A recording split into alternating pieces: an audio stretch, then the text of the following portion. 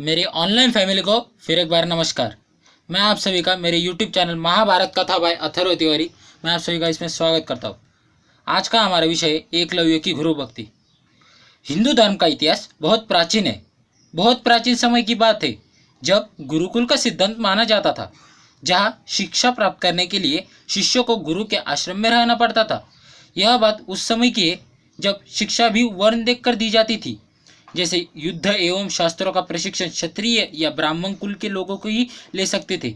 उसी समय एक होनहार शिष्य का नाम प्रख्यात हुआ। उन्होंने बिना गुरु की शिक्षा प्राप्त की, जो कोई गुरु के सानिध्य में भी नहीं कर पाता था।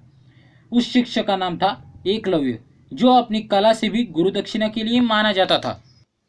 एकलव्य महाभारत का एक पात्र है। वह हिरण्यधनु नामक निषाद का पुत्र था।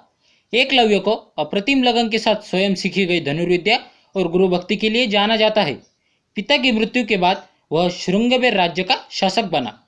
अमात्य परिषद की मंत्रणा से उसने न केवल अपने राज्य का संचालन करता है, बल्कि निषाद बिलों की एक सशक्त सेना और नौसेना गठित करके अपने राज्य की सीमाओं का विस्तार किया।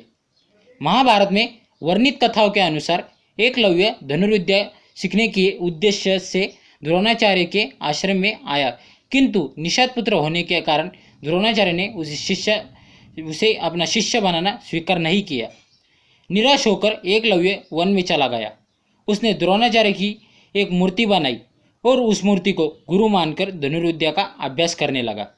एकाग्र चित्त से साधना करते हुए अल्पकाल में ही वह धनुर्विद्या में अत्यंत निपुण हो गया।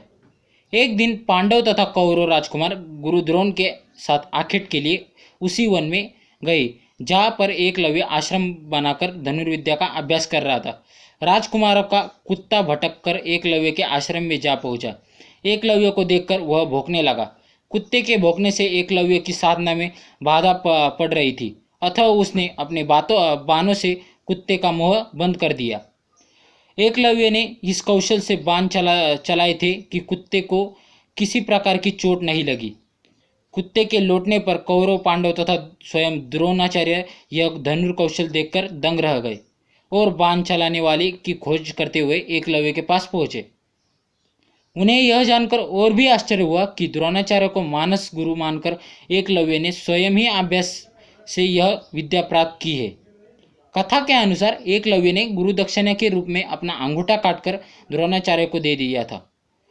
इसका एक सांकेतिक अर्थ यह भी हो सकता है कि एकलव्य को अति मेधावी जानकर द्रोणाचार्य ने उसे भी अंगूठे के धनुष चलाने की विशेष विद्या का दान दिया हो सकता है। कहते हैं कि अंगूठा कट जाने के बाद एकलव्य ने तनर्जी और मध्यमा अंगुली का प्रयोग कर तीर चलाने लगा। यही से तीरंदाजी करने के आधुनिक तरीके का जन्म हुआ। निसंदेह यह बेहतर तरीका है और आजकल तीरंदाजी इसी तरह से होती है। वर्तमान काल में भी कोई भी व्यक्ति उस तरह से तीरंदाजी नहीं कर सकता जैसे कि अर्जुन करता था।